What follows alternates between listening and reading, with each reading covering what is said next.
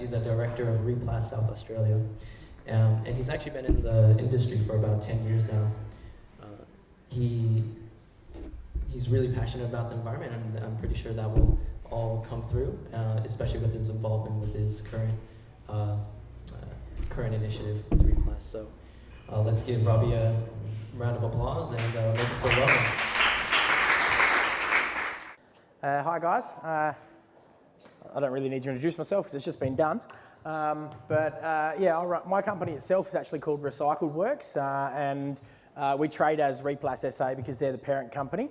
And we make products out of recycled plastic, and we also make bridges and boardwalks out of fiberglass. So we do have a pretty extensive range of products. So I'll just start with You put your plastic in the recycling.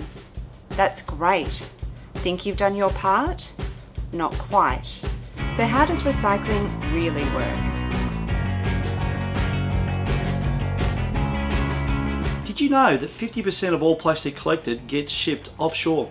Yet we do have the technology to recycle in Australia, if there is a demand for the products that can be made from it. Replas gets many calls from corporations throughout Australia about recycling their waste. While it's fantastic that companies are taking responsibility for their waste, the problem for us is we're left with hundreds of thousands of tonnes of waste piling up unless there is a demand for the products that can be made from this material. This process will be unsustainable. The interesting thing, we continue to cut down trees and use wooden bollards where the plastic product is actually more sustainable, more cost effective, but our old habits make us buy the wood. If we could change those habits, and we need people that give us the waste to help change those habits, we would have a solution for the waste that is created. We call it the pull-through effect.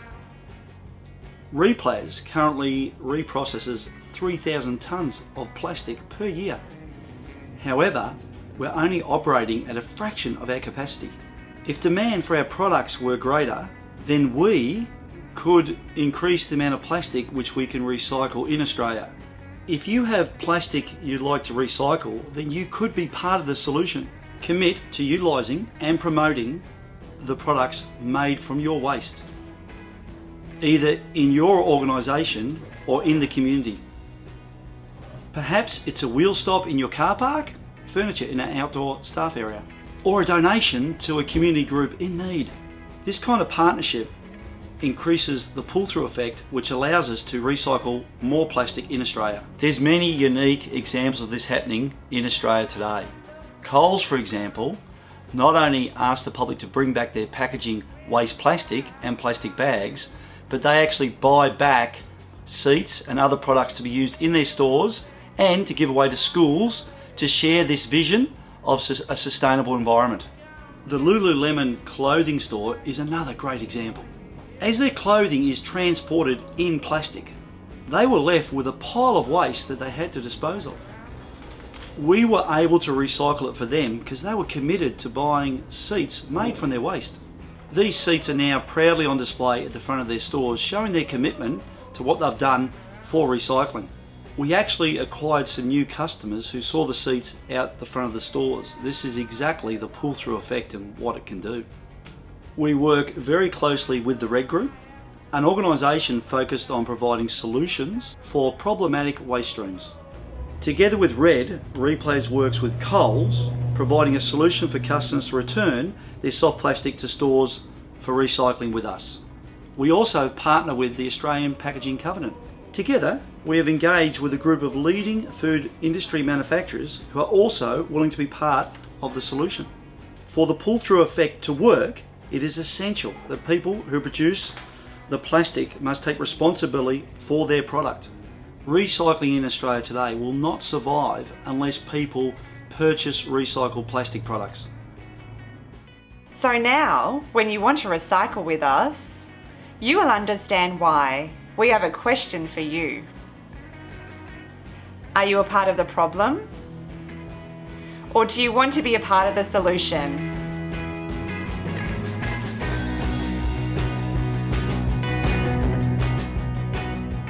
Alright, so I'm just going to take you through some of the stuff that we do, some of the plastics that we use, and then there's going to be a hell of a lot of pictures of a lot of the products that we do make and some of the jobs that we've done, so I can give you an idea of the solutions that we come up with.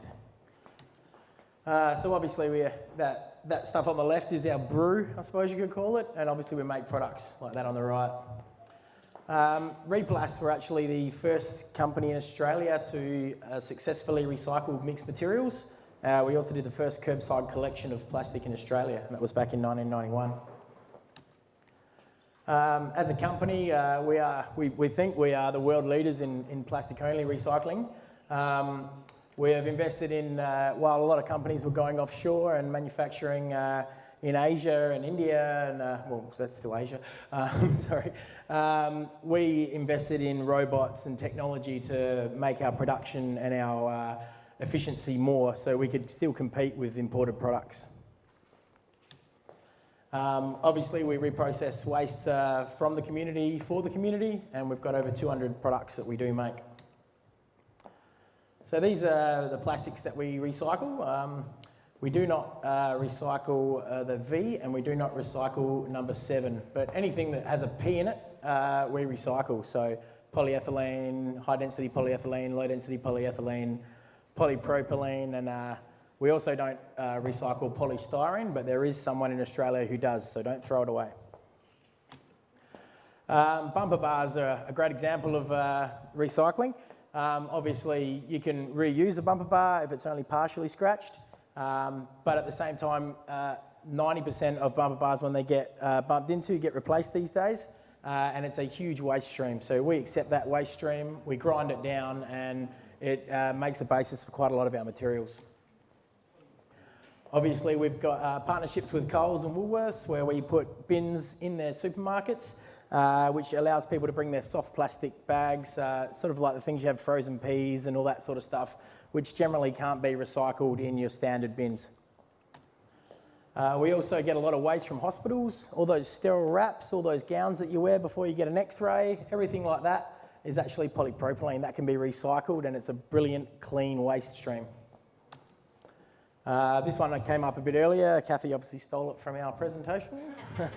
And I didn't do a very good spell check either. But the pull-through...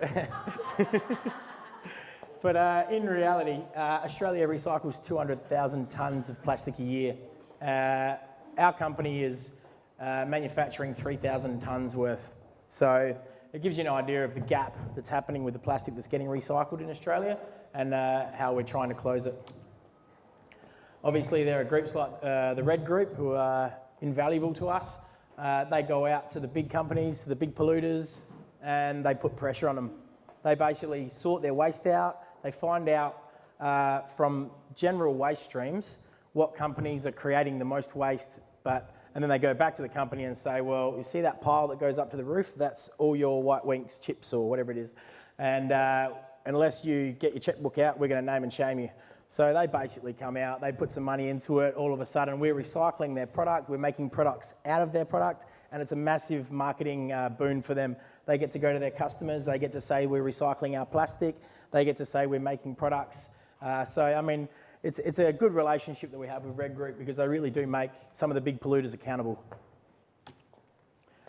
These are some of the groups that are involved in the Australian Packaging Covenant. So these are all people that are jumping on board before they get named and shamed. Okay, the real cost. So how do the costs stack up when you're purchasing a product? So you've got your purchase price, which can be a minor over the whole life of the project.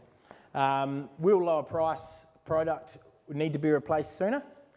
Then you've got your installation costs. So recycled plastic comes ready to install with no painting or any preparation needed. It's also lightweight and very easy to install. When you're using products like timber, you've got maintenance. You have to paint products. You have to oil it if you're looking for the timber look. Maintenance is, if you're dealing with government or local government, maintenance is the biggest problem. You've got guys that are creating products and buying products and putting them out there, and then you've got an entire maintenance team at a council that are just furious because they're putting timber into an area. So gee, that looks great, it's an awesome timber bollard, but the problem is that bollard needs to be sanded, it needs to be oiled, it needs to be painted, it can burn, all these things that happen on a regular basis. that probably don't need to be happening if you're using products that don't need to be maintained. And then on top of that, you've got disposal costs. So at the end of the life of a product, what are you going to do with it next? If you've got a timber bollard and it's treated, because most timber that is out in the public is treated, you actually have to pay to dispose of that. You can't just put that into landfill. So basically, recycled plastic can be recycled again. So not only is you recycling it once, but you can recycle it again and again. So I'm going to flick through quite a few products now and give you an idea of what we do make. So you've got bollards. We've got 6 bollards that are produced on the robotic line. This line was introduced about 4 years ago now, I think, maybe 5 years ago. And it was mainly to beat some of the competitors' products that were coming in from overseas. That obviously on a manufacturing level we can't compete with them cost-wise.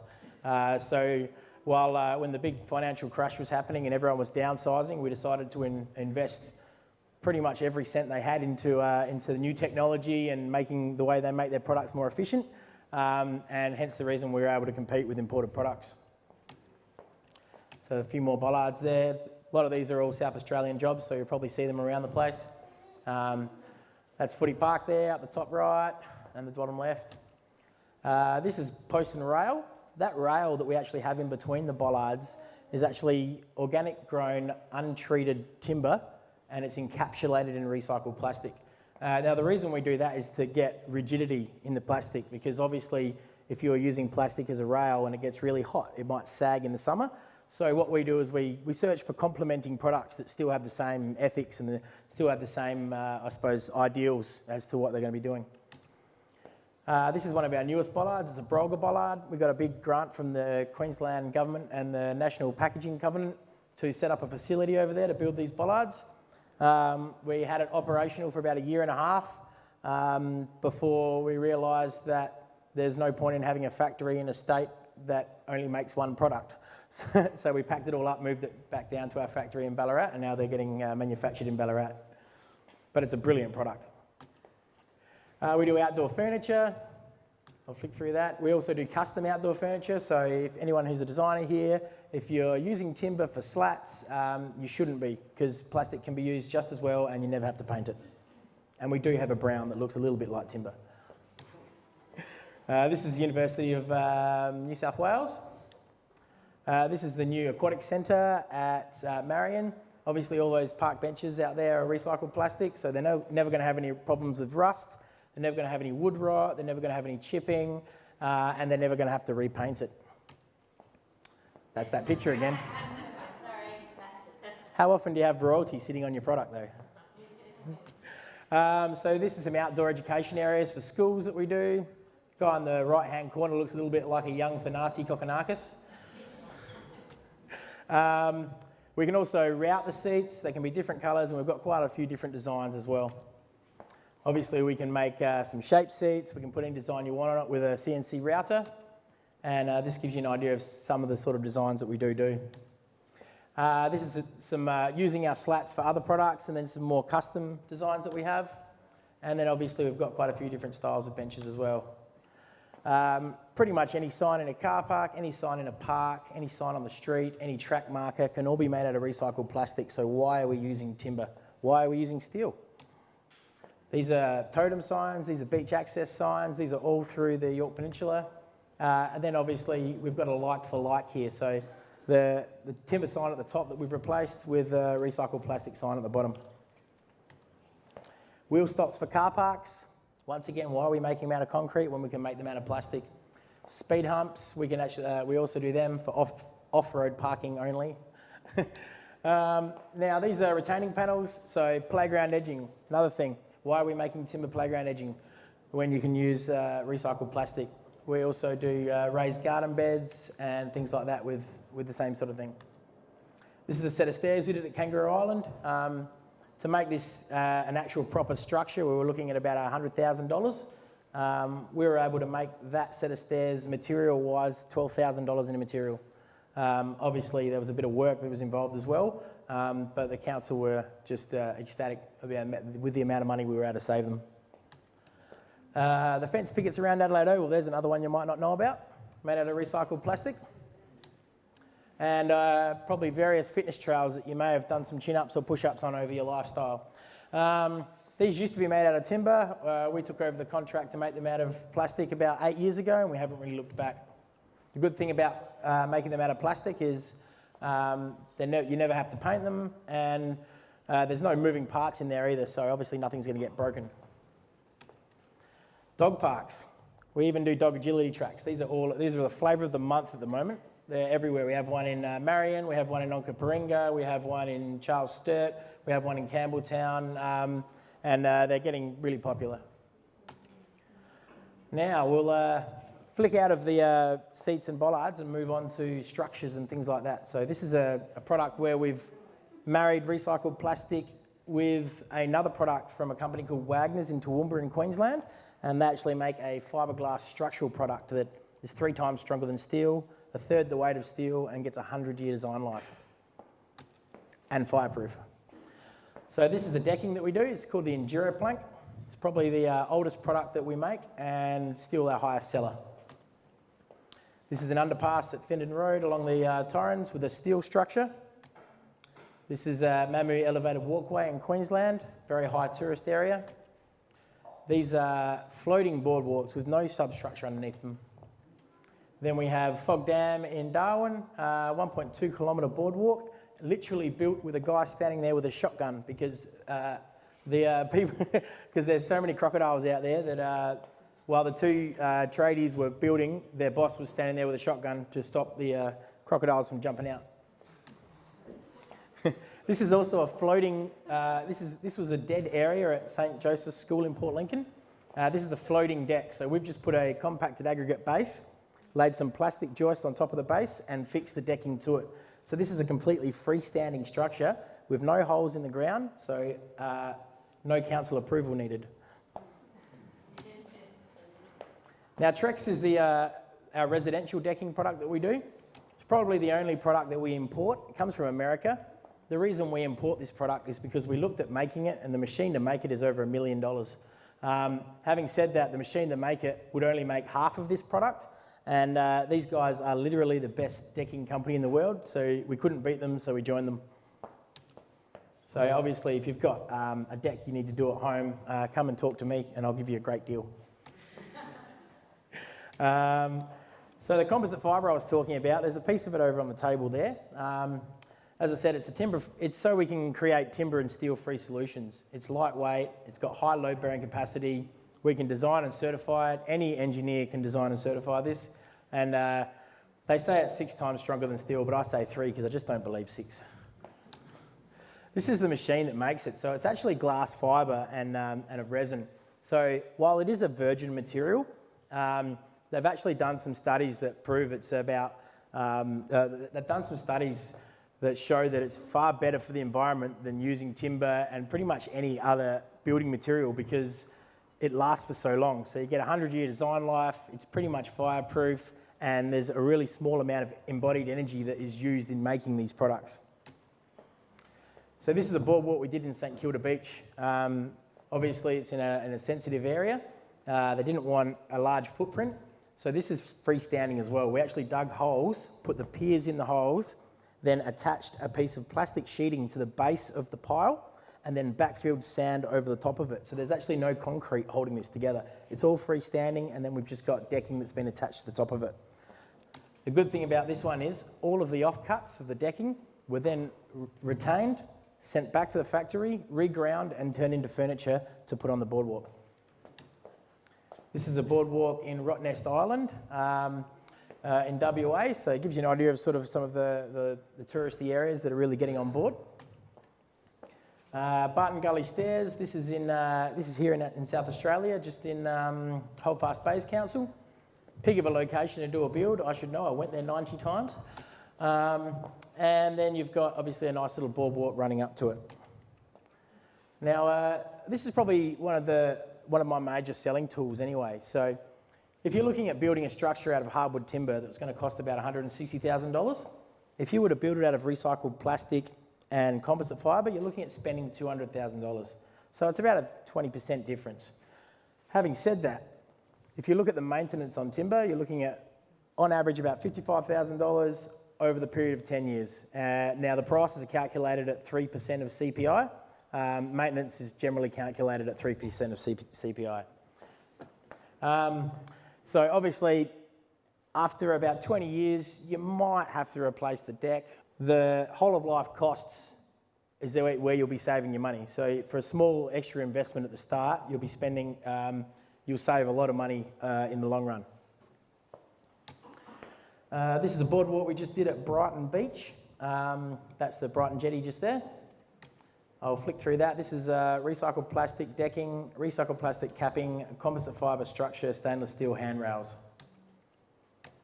That first boardwalk alone, I'll just go back to it.